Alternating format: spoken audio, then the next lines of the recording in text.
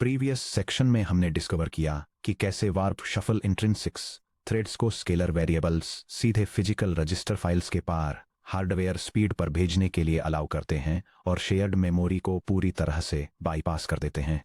लेकिन जैसा कि हमने उस डिस्कशन के एंड में हिंट दिया था, थ्रेड रजिस्टर्स के अंदर डेटा रखने की एक हिडन कॉस्ट होती है जिसे रजिस्टर प्रेशर कहते हैं। रजिस्टर में स्टोर किया गया हर वेरिएबल स्ट्रीमिंग मल्टीप्रोसेसर यानी एसएम से बरो किया गया एक रिसोर्स है। अगर आपके थ्रेड्स बहुत ज़्यादा रजिस्टर्स कंज्यूम करते हैं या बहुत ज़्यादा शेयर्ड मेमोरी ले लेते हैं तो जीपीयू के पास कम कंकरेंट वार्प्स लॉन्च करने के अलावा कोई चॉइस नहीं होगी। ये हमें कूडा ऑप्टिमाइजेशन के सबसे इंपॉर्टेंट कॉन्सेप्ट्स में से एक पर लाता है जिसे एसएम ऑक्यूपेंसी कहते हैं। एक हाई परफॉर्मेंस जीपीयू प्रोग्रामर के रूप में आपका काम सिर्फ सही एल्गोरिदम लिखना नहीं है बल्कि एक सिस्टम कैपेसिटी इंजीनियर की तरह काम करना है। आपको thread block dimensions, register usage पर थ्रेड और शेयर्ड मेमोरी एलोकेशंस पर ब्लॉक को केयरफुली बैलेंस करना होगा ताकि हार्डवेयर एग्जीक्यूशन इंजन के पास रन करने के लिए कभी भी एक्टिव वार्प्स की कमी न हो। सेक्शन ब्रेक एसएम ऑक्यूपेंसी क्या है? अपने कोर में ऑक्यूपेंसी ये मेजर करती है कि आप जीपीयू की फिजिकल प्रोसेसिंग कैपेसिटी को कितने अच्छे से फिल कर रहे हैं। मैथमेटिकली इसे एक रेशियो या परसेंटेज के रूप में एक्सप्रेस किया जाता है। Occupancy equals number of active warps per SM divided by maximum theoretical warps supported per SM. Theoretical occupancy यानी वह मैक्सिमम पॉसिबल रेशियो जो पूरी तरह से आपके एग्जीक्यूशन कॉन्फ़िगरेशन जैसे block size, dynamic shared memory request और कंपाइलर द्वारा रिपोर्ट किए गए रजिस्टर काउंट से कैलकुलेट किया जाता है। अचीव्ड ऑक्यूपेंसी यानी रन टाइम पर हार्डवेयर परफॉर्मेंस काउंटर्स जैसे एनवीडिया एनसाइट कंप्यूट में होते हैं उनके द्वारा मेजर किया गया एक्चुअल रेशियो। ऑक्यूपेंसी इतनी ज़्यादा मैटर क्यों करती है? चैप्टर 21.3 से याद करें कि जीपीयू इंस्ट्रक्शन लेटेंसी को हाइड करते हैं, खासकर ग्लोबल डी रैम से डेटा रीड करने के 200 से 400 क्लॉक साइकिल के लंबे डिले को ultra fast thread level concurrency के जरिए, जिसे लेटेंसी हाइडिंग कहते हैं। यह कॉन्सेप्चुअल डायग्राम एक जीपीयू स्ट्रीमिंग मल्टीप्रोसेसर के अंदर लेटेंसी हाइडिंग के मैकेनिज्म को इलस्ट्रेट करता है। यह हाई ऑक्यूपेंसी जहां शेड्यूलर हार्डवेयर को बिजी रखने के लिए इमीडिएटली एग्जीक्यूशन को एक्टिव वार्प्स पर स्विच कर देता है, जबकि बाकी मेमोरी रिट्रीवल का वेट करते हैं, को लो ऑक्यूपेंसी के साथ कॉन्ट्रास्ट करता है जहां इनसफिशिएंट एक्टिव वार्प्स की वजह से मेमोरी डिलेज के दौरान पाइपलाइंस स्टॉल हो जाती हैं और एग्जीक्यूशन यूनिट्स आइडल रह जाती हैं। जब वार्प 0 एक ग्लोबल मेमोरी फेच इश्यू करता है और स्टॉल होता है तो एसएम का hardware warp scheduler 0 clock cycles में वार्प 1 पर कॉन्टेक्स्ट स्विच कर सकता है, बशर्ते वार्प 1 एसएम पर रेजिडेंट हो और एग्जीक्यूट होने के लिए रेडी हो। अगर आपकी ऑक्यूपेंसी बहुत लो है तो हार्डवेयर शेड्यूलर के पास स्विच करने के लिए वार्प्स ही खत्म हो जाते हैं। एसएम के अरिथमेटिक लॉजिक यूनिट्स यानी एएलयूज खाली बैठे रहते हैं और मेमोरी रिक्वेस्ट्स के सेटल होने का वेट करते हुए वैल्यूएबल कंप्यूटिंग कैपेसिटी वेस्ट करते हैं। Section break 3 physical hardware limiters. Occupancy को मैक्सिमाइज करने के लिए आपको एक एसएम के हार्डवेयर कंस्ट्रेंट्स को समझना होगा। हर स्ट्रीमिंग मल्टीप्रोसेसर में फिजिकल रिसोर्सेज का एक फिक्स्ड नॉन नेगोशिएबल बजट होता है जो इसे असाइन किए गए सभी एक्टिव थ्रेड ब्लॉक्स के बीच शेयर किया जाता है। एक एसएम थ्रेड ब्लॉक्स को तब तक एक्सेप्ट और लॉन्च करेगा जब तक कि नीचे दिए गए 3 हार्डवेयर लिमिट्स में से कोई एक भी ब्रीच नहीं हो जाती। यह डायग्राम एक ग्राफिक्स प्रोसेसिंग यूनिट के स्ट्रीमिंग मल्टीप्रोसेसर के हार्डवेयर रिसोर्स कंस्ट्रेंट्स को इलस्ट्रेट करता है। यह दिखाता है कि कैसे register file pool, shared memory pool और maximum thread slot capacity 3 distinct limiters की तरह काम करते हैं जो थ्रेड्स और ब्लॉक्स की ओवरऑल ऑक्यूपेंसी और एग्जीक्यूशन लिमिट्स को डिटरमाइन करते हैं। चलिए एक concrete modern GPU architecture specification को देखते हैं, जैसे कि एक एनवीडिया एम्पियर या एडा लवलेस एसएम, ताकि हम अपनी मैथ को रियल नंबर्स के साथ समझ सकें। Maximum threads per SM 2048 threads 64 warps, maximum thread blocks per SM 16 blocks, total register file capacity 65,536 30 bit registers per SM, total shared memory capacity 100 kilobytes 102,400 bytes per SM. चलिए देखते हैं कि कैसे इन 3 लिमिट्स में से हर एक आपके कर्नल की रियल वर्ल्ड ऑक्यूपेंसी पर कंट्रोल रखती है। Section break. लिमिटर 1 थ्रेड और ब्लॉक स्लॉट बाउंड्रीज। भले ही आपका कर्नल जीरो शेयर्ड मेमोरी और जीरो रजिस्टर्स का यूज करे, एसएम के पास इस बात की हार्डवेयर लिमिट्स होती हैं कि वह एक साथ कितने टोटल थ्रेड्स और थ्रेड ब्लॉक्स को होस्ट कर सकता है। मान लीजिए आप अपने कर्नल को 64 थ्रेड्स के थ्रेड ब्लॉक साइज यानी 2 वॉरप्स पर ब्लॉक के साथ कॉन्फ़िगर करते हैं। 100% ऑक्यूपेंसी यानी 238 को हिट करने के लिए एसएम को होस्ट करने की ज़रूरत होगी। 2048 threads divided by 64 threads per block equals 32 blocks. The hardware wall ASM केवल मैक्सिमम 16 ब्लॉक्स को ही एक साथ सपोर्ट करता है। रिजल्ट हार्डवेयर 16 के बाद ब्लॉक्स एलोकेट करना बंद कर देता है। Total active threads leads launched equal to 16 times 64 जो कि इक्वल टू है 1024 threads 32 warps. Achieved occupancy 32 active warps divided by 64 max warps equal to 50%.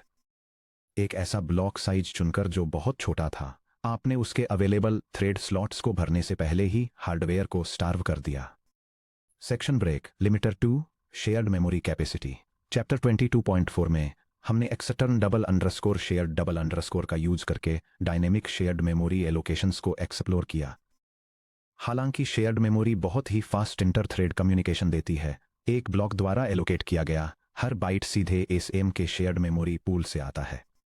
मान लेते हैं कि हमारे एसएम के पास 96 किलोबाइट्स यानी 98,304 बाइट्स की अवेलेबल शेयर्ड मेमोरी है और हम 256 थ्रेड्स यानी हर ब्लॉक में 8 वार्प्स के ब्लॉक साइज के साथ एक कर्नल लॉन्च करते हैं।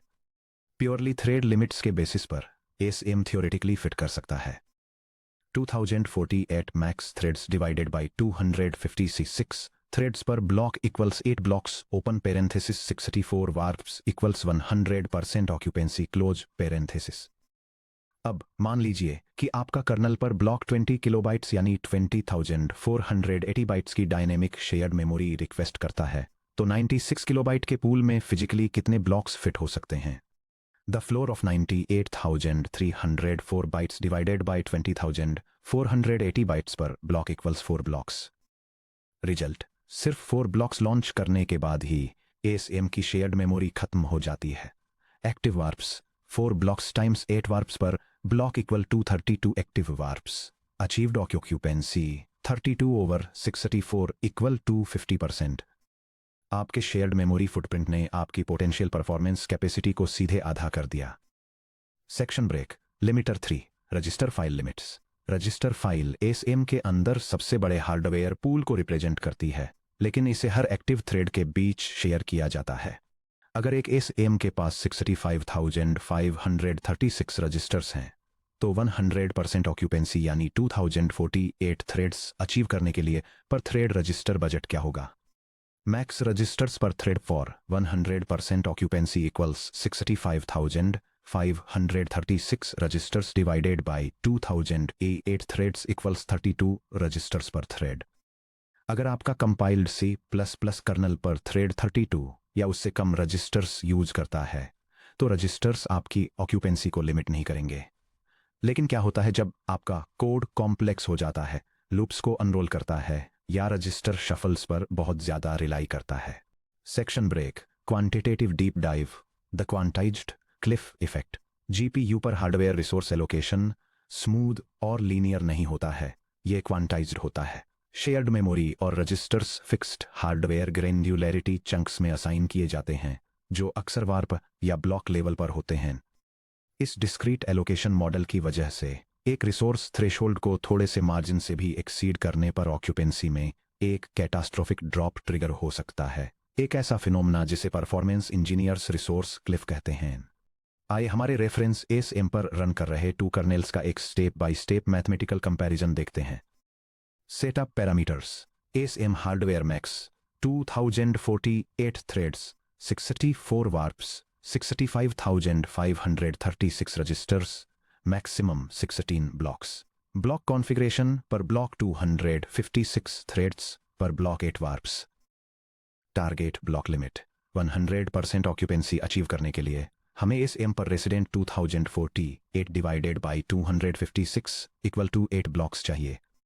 यह diagram graphics processing unit programming में रजिस्टर क्लिफ इफेक्ट को इलस्ट्रेट करता है, जो दिखाता है कि रिसोर्स एलोकेशन परफॉर्मेंस को कैसे अफेक्ट करता है। दो कंप्यूट कर्नल्स को कंपेयर करके यह डेमोन्स्ट्रेट करता है कि सिर्फ वन रजिस्टर पर थ्रेड से रजिस्टर यूसेज बढ़ाने से एक्टिव ब्लॉक्स का नंबर, जो हार्डवेयर लिमिट के अंदर फिट हो सकता है, ड्रॉप हो जाता है। कॉन्सिक्वेंटली ये minor change overall GPU occupancy को 100% से घटाकर 87.5% कर देता है, जो पैरेलल एग्जीक्यूशन पर रजिस्टर प्रेशर के ड्रामेटिक इंपैक्ट को हाईलाइट करता है। आइए देखते हैं कि जब कंपाइलर हर थ्रेड में रजिस्टर्स ऐड करता है तो क्या होता है। यह टेबल इलस्ट्रेट करती है कि कैसे पर thread register usage GPU occupancy और परफॉर्मेंस को इंपैक्ट करता है, ये मानकर कि ब्लॉक साइज 256 थ्रेड्स है और रजिस्टर फाइल लिमिट 65,536 है। 32 रजिस्टर्स पर थ्रेड पर एक ब्लॉक को 8,190 रजिस्टर्स की रिक्वायरमेंट होती है, जिससे 8 ब्लॉक्स फिट हो सकते हैं। इससे 64 एक्टिव वार्प्स और 100% मल्टीप्रोसेसर ऑक्यूपेंसी अचीव होती है, जो मैक्सिमम लेटेंसी हाइडिंग प्रोवाइड करती है। थ्रेड पर 33 रजिस्टर्स तक इंक्रीज करने से ब्लॉक रिक्वायरमेंट्स 8,448 रजिस्टर्स तक बढ़ जाती हैं, जो कैपेसिटी को 7 ब्लॉक्स तक लिमिट कर देता है। इससे एक्टिव वार्प्स ड्रॉप होकर 56 और ऑक्यूपेंसी 87.5% हो जाती है, जो कि सिर्फ एक सिंगल ब्लॉक खोने से 12.5% परफॉर्मेंस लॉस को रिप्रेजेंट करता है। 40 रजिस्टर्स पर थ्रेड पर ब्लॉक यूसेज बढ़कर 10,240 रजिस्टर्स हो जाता है, जिससे केवल 6 ब्लॉक्स ही फिट हो पाते हैं। इससे 48 एक्टिव वार्प्स और 75% ऑक्यूपेंसी मिलती है, जो कि 25% का लॉस है। एलोकेशन को 64 रजिस्टर्स पर थ्रेड तक ले जाने के लिए पर ब्लॉक 16,384 रजिस्टर्स की रिक्वायरमेंट होती है, जिससे सिर्फ 4 ब्लॉक्स फिट हो पाते हैं। इससे एक्टिव वार्प्स रिड्यूस होकर 32 और ऑक्यूपेंसी 50% हो जाती है, जिससे कैपेसिटी हाफ हो जाती है। फाइनली 65 रजिस्टर्स पर थ्रेड पर पहुंचने से ब्लॉक यूसेज बढ़कर 16,640 रजिस्टर्स हो जाता है, जिससे एक सीवियर परफॉर्मेंस क्लिफ ट्रिगर होता है, यानी सिर्फ 3 ब्लॉक्स ही फिट हो सकते हैं, जिससे एक्टिव वार्प्स ड्रॉप होकर 24 और ऑक्यूपेंसी घटकर 37.5% के लो लेवल पर आ जाती है। 64 से 65 रजिस्टर्स के ट्रांजिशन को ध्यान से देखिए। अपने C++ कर्नल कोड में सिर्फ एक्स्ट्रा स्केलर वेरिएबल इंट्रोड्यूस करने से, जो कंपाइलर को 64 के बजाय 65 रजिस्टर्स एलोकेट करने के लिए फोर्स करता है, एसएम पर रेसिडेंट ब्लॉक्स की मैक्सिमम संख्या 4 से घटकर 3 हो जाती है। आपका एक्टिव वार्प काउंट 32 वार्प्स से गिरकर 24 वार्प्स हो जाता है, जिससे एक्टिव वार्प्स में तुरंत 25% का रिलेटिव ड्रॉप आता है और ओवरऑल ऑक्यूपेंसी गिरकर 37.5% रह जाती है। क्या 100% ऑक्यूपेंसी हमेशा अल्टीमेट गोल होती है? यहाँ एक काउंटर इंट्यूटिव सच है, जो इंटरमीडिएट जीपीयू डेवलपर्स को एक्सपर्ट इंजीनियर्स से अलग करता है। Key takeaway, high occupancy latency को हाइड करने का एक टूल है, ऑप्टिमाइजेशन का एंड गोल नहीं। 100% ऑक्यूपेंसी मैक्सिमम परफॉर्मेंस की गारंटी नहीं देती है। इस रियल वर्ल्ड सिनेरियो को देखिए। मान लीजिए आपके पास एक कंप्यूट हैवी एल्गोरिदम है, जैसे मैट्रिक्स मल्टीप्लिकेशन या डीप न्यूरल नेटवर्क कन्वोल्यूशन। आप इसे 2 डिफरेंट तरीकों से ऑप्टिमाइज कर सकते हैं। Option A, high occupancy, register usage को कम रखें, 32 रजिस्टर्स पर थ्रेड। ऐसा करने के लिए आप अपने इनर लूप के अंदर ग्लोबल मेमोरी से वैल्यूज को बार बार लोड करते हैं। आप 100% ऑक्यूपेंसी अचीव कर लेते हैं, लेकिन आपका कोड डुप्लीकेट मेमोरी फेचेस के लिए वेट करने में बहुत सारा टाइम वेस्ट करता है। Option B, high register reuse या इंस्ट्रक्शन लेवल पैरेललिज्म, लूप्स को एग्रेसिवली अनरोल करें और इंटरमीडिएट कैलकुलेशन टाइल्स को लोकल रजिस्टर्स में स्टोर करें, जिससे पर थ्रेड 64 रजिस्टर्स कंज्यूम होते हैं। ऑक्यूपेंसी गिरकर 50% हो जाती है, लेकिन क्योंकि डेटा रजिस्टर्स में कैश्ड है, आप ग्लोबल मेमोरी इंस्ट्रक्शंस को 4 टाइम्स कम कर देते हैं। ऑप्शन बी लगभग हमेशा ऑप्शन ए से काफी बेहतर परफॉर्म करेगा। एक बार जब एक एसएम के पास अपनी मेमोरी पाइपलाइन को सैचुरेटेड रखने और इंस्ट्रक्शन लेटेंसी को हाइड करने के लिए इनफ एक्टिव वार्प्स हो जाते हैं, जो अक्सर मेमोरी बाउंड कर्नेल्स के लिए लगभग 40% से 60% ऑक्यूपेंसी होती है, और कंप्यूट बाउंड कर्नेल्स के लिए इससे भी कम होती है, तो और ज्यादा वार्प्स ऐड करने से डिमिनिशिंग रिटर्न्स मिलते हैं। हालांकि अगर आपकी ऑक्यूपेंसी लेटेंसी हाइडिंग थ्रेशोल्ड से नीचे गिर जाती है, या अगर हाई रजिस्टर यूसेज कंपाइलर को रजिस्टर्स को डी रैम में ओवरफ्लो करने के लिए फोर्स करता है, यानी लोकल मेमोरी में रजिस्टर स्पिलिंग, जैसा कि चैप्टर 22.2 में कवर किया गया है, तो परफॉर्मेंस तेजी से डिग्रेड होगी। Section break. Programmatic control, measuring और ट्यूनिंग ऑक्यूपेंसी। ब्लॉक साइजेस का अंदाजा लगाने या पेपर पर मैनुअली मैथ करने के बजाय CUDA सीधे C++ में ऑक्यूपेंसी को मेजर, कंट्रोल और डायनेमिकली ट्यून करने के लिए पावरफुल टूल्स प्रोवाइड करता है। Compiler directives, launch bounds. आप NVIDIA C+ कंपाइलर NVCC को अपने कर्नेल डेफिनेशन पर लॉन्च बाउंड्स क्वालिफायर का यूज करके इसके रजिस्टर एलोकेशन को कंस्ट्रेन करने के लिए इंस्ट्रक्ट कर सकते हैं। यह CUDA स्निपेट डेमोन्स्ट्रेट करता है कि थ्रेड ब्लॉक साइज और मल्टीप्रोसेसर ऑक्यूपेंसी के लिए कंपाइलर हिंट्स देकर एक पैरेलल GPU कर्नेल को कैसे ऑप्टिमाइज किया जाए। यह डेटा ओवरलैप ऑप्टिमाइजेशन इश्यूज को रोकने के लिए रेस्ट्रिक्टेड मेमोरी पॉइंटर्स का यूज करता है और एक स्पेसिफाइड लिमिट के अंदर डेटा एलिमेंट्स को प्रोसेस करने के लिए हर पैरेलल थ्रेड के लिए एक यूनिक आइडेंटिफायर कैलकुलेट करता है। लॉन्च बाउंड्स 256 फॉर NVCC को क्या बताता है? 256 थ्रेड्स पर ब्लॉक की मैक्सिमम नंबर जो इस कर्नेल को लॉन्च करने के लिए कभी भी यूज की जाएगी। 4 थ्रेड ब्लॉक्स की मिनिमम नंबर जो हर SM पर साइमल्टेनियसली फिट होनी चाहिए। इस हिंट के साथ compiler per thread maximum allowed registers को कैलकुलेट करता है।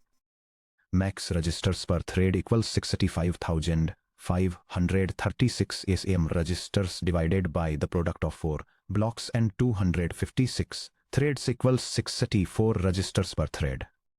अगर कंपाइलर के नेचुरल ऑप्टिमाइजेशन अटेम्प्ट को 68 रजिस्टर्स की जरूरत होती है, तो आपकी ऑक्यूपेंसी को चुपचाप 3 ब्लॉक्स तक गिराने के बजाय NVCC अग्रेसिवली इंस्ट्रक्शंस को रीऑर्गेनाइज करेगा, टेम्परेरी रजिस्टर्स को रीयूज करेगा या माइनर वेरिएबल्स को लोकल मेमोरी में स्पिल करेगा ताकि रजिस्टर काउंट को जबरदस्ती 64 या उससे कम किया जा सके। यह गारंटी देता है कि आपकी 4 ब्लॉक्स यानी 50% की टारगेट ऑक्यूपेंसी बनी रहे। Section break. The dynamic CUDA occupancy calculator API। क्या हो अगर आपका कोड GPU की मल्टीपल जनरेशंस पर चलता है, जैसे कि laptop RTX 3060 versus data center H100 जिसमें SM रजिस्टर और शेयर्ड मेमोरी कैपेसिटीज बहुत ज़्यादा अलग हों। ब्लॉक साइजेस को हार्डकोड करने के बजाय आप लॉन्च टाइम पर dynamically mathematically optimal execution configuration को कंप्यूट करने के लिए CUDA के रनटाइम इंजन को क्वेरी कर सकते हैं। यहाँ CUDA occupancy max potential block size का इस्तेमाल करते हुए एक प्रोडक्शन C++ का एग्जाम्पल दिया गया है। यह C++ प्रोग्राम डेमोन्स्ट्रेट करता है कि कैसे एक पैरेलल कंप्यूटिंग कर्नेल के लिए बेस्ट एग्जीक्यूशन कॉन्फ़िगरेशन को डायनेमिकली कैलकुलेट करके ग्राफिक्स प्रोसेसिंग यूनिट की परफॉर्मेंस को ऑप्टिमाइज किया जा सकता है। यह टास्क की डायनेमिक शेयर मेमोरी रिक्वायरमेंट्स के बेसिस पर ऑप्टिमल थ्रेड ब्लॉक साइज और ग्रिड साइज को डिटरमिन करने के लिए CUDA रनटाइम लाइब्रेरी को क्वेरी करता है। इसके बाद होस्ट प्रोग्राम हार्डवेयर यूटिलाइजेशन को मैक्सिमाइज करने के लिए इन कैलकुलेटेड पैरामीटर्स का यूज करके कर्नेल को लॉन्च करता है, एक सिंपल पैरेलल कंप्यूटेशन परफॉर्म करता है और डिवाइस को सिंक्रोनाइज करता है। Section break. रनटाइम पर SM एक्टिव ब्लॉक्स को क्वेरी करना।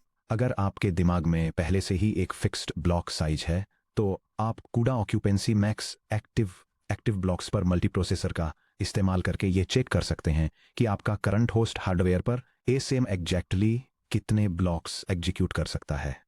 यह प्रोग्राम दिखाता है कि CUDA फ्रेमवर्क का यूज करके ग्राफिक्स प्रोसेसिंग यूनिट की थ्योरेटिकल हार्डवेयर ऑक्यूपेंसी को कैसे कैलकुलेट किया जाता है।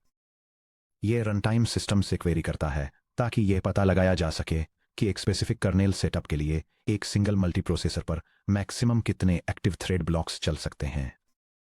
इसके बाद यह ग्राफिक्स कार्ड की फिजिकल प्रॉपर्टीज को रिट्राइव करता है, मैक्सिमम पॉसिबल वॉर्प्स के मुकाबले एक्टिव वॉर्प्स के रेशियो को कैलकुलेट करता है और रिजल्टिंग ऑक्यूपेंसी परसेंटेज को कंसोल पर प्रिंट करता है।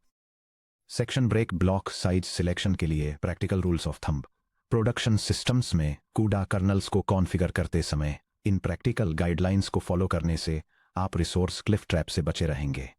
ये रेफरेंस गाइड GPU प्रोग्रामिंग में थ्रेड ब्लॉक साइजेस को कॉन्फ़िगर करने के लिए बेस्ट प्रैक्टिसेस बताती है। ये एक्सप्लेन करती है कि एग्जीक्यूशन साइकिल्स को वेस्ट होने से बचाने के लिए 32 के मल्टीपल्स का यूज करना क्यों जरूरी है और मेमोरी और रजिस्टर रिक्वायरमेंट्स के हिसाब से 128 से 512 थ्रेड्स की ऑप्टिमल रेंज को आइडेंटिफाई करती है और हार्डवेयर रिसोर्स स्टारवेशन और परफॉर्मेंस बॉटलनेक से बचने के लिए बहुत ज़्यादा छोटे या बड़े ब्लॉक साइजेस को यूज करने के अगेंस्ट वार्न करती है। # Resource trade off matrix. Physical configuration choices kernel execution को कैसे इंपैक्ट करती हैं, इसे समराइज करने के लिए इस ब्रेकडाउन को देखें। यह टेबल अलग अलग जीपीयू कॉन्फ़िगरेशन पैरामीटर्स के ट्रेड ऑफ्स को डिटेल में बताती है। सबसे पहले ब्लॉक साइज की बात करें तो 64 से 128 थ्रेड स्मॉल्स की स्मॉल सेटिंग चूज करने से फाइनर ग्रेन्युलैरिटी और पर ब्लॉक बेहतर शेयर्ड मेमोरी डिस्ट्रीब्यूशन मिलता है, लेकिन थ्रेड स्लॉट्स भरने से पहले ही 16 ब्लॉक एसएम लिमिट के हिट होने का रिस्क रहता है। वहीं दूसरी तरफ 512 से 1024 थ्रेड्स का लार्ज ब्लॉक्स साइज चूज करने से पर ब्लॉक थ्रेड स्लॉट्स मैक्सिमाइज हो जाते हैं और रिडक्शन ट्रीज सिंपलीफाई हो जाते हैं, लेकिन इससे रजिस्टर प्रेशर बढ़ जाता है और सीवियर क्वांटाइजेशन क्लिफ्स का रिस्क रहता है। दूसरा कंपाइलर रजिस्टर लिमिट की बात करें तो एनवीसीसी में -max r reg count = 32 की स्ट्रिक्ट सेटिंग अप्लाई करने से 100% हाई थियोरेटिकल ऑक्यूपेंसी की गारंटी मिलती है, लेकिन यह रजिस्टर स्पिल्स को स्लो लोकल मेमोरी या AL1 कैश में फोर्स कर सकता है। तीसरा शेयर्ड मेमोरी की बात करें तो static allocation zero allocation overhead और फास्ट सिंपल एक्सेस प्रोवाइड करता है, लेकिन यह पर ब्लॉक एक फिक्स्ड साइज लिमिट इंपोज करता है और फ्लेक्सिबल ब्लॉक प्लेसमेंट को रिड्यूस करता है। दूसरी ओर dynamic sizing optimal runtime block size के बेसिस पर डायनेमिकली स्केल होती है, लेकिन इसके लिए पॉइंटर अरिथमेटिक और एक्स्ट्रा लॉन्च पैरामीटर्स की जरूरत होती है। सेक्शन ब्रेक, समरी और key takeaways. SM occupancy theoretical hardware maximum के relative per SM active resident warps के रेशियो को मेजर करती है। Higher occupancy long global memory load लेटेंसीज को हाइड करने के लिए जरूरी कॉन्करेंट वार्प कैपेसिटी प्रोवाइड करती है। 3 फिजिकल लिमिट्स। एक एसएम ब्लॉक्स को तब तक एलोकेट करता है जब तक कि वह 3 वॉल्स में से किसी एक को हिट नहीं कर देता।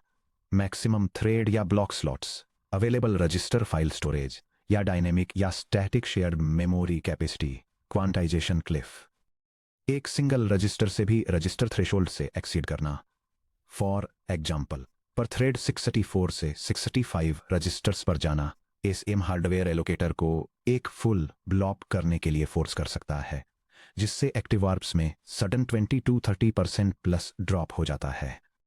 Occupancy versus performance. 100% occupancy mandatory नहीं है। हाई इंस्ट्रक्शन लेवल पैरेललिज्म या आरएलएलपी या आईएलपी और रजिस्टर रीयूज वाले कंप्यूट बाउंड कर्नल्स अक्सर मॉडरेट ऑक्यूपेंसी 40-60% पर बेस्ट परफॉर्म करते हैं। Optimization API tools. NVCC compiler register allocation को गाइड करने के लिए लॉन्च बाउंड्स का यूज करें और डिफरेंट जीपीयू आर्किटेक्चर्स में डायनेमिकली ऑप्टिमल ब्लॉक डायमेंशंस को कंप्यूट करने के लिए CUDA occupancy max potential block size का लेवरेज करें। अब जब हम समझ गए हैं कि एग्जीक्यूशन कॉन्फ़िगरेशंस, रजिस्टर्स और मेमोरी एलोकेशंस कैसे गवर्न करते हैं कि फिजिकल हार्डवेयर में वार्प्स को कैसे शेड्यूल किया जाता है, तो अब यह एग्जामिन करने का समय है कि एक वार्प के अंदर क्या होता है जब सेम 32 लेन ग्रुप के अंदर करके थ्रेड्स डिफरेंट एग्जीक्यूशन ब्रांचेस को चूज करते हैं। चलिए 23.ASCII डायग्राम में स्टेप इन करते हैं। Warp execution divergence versus unified lock step execution path.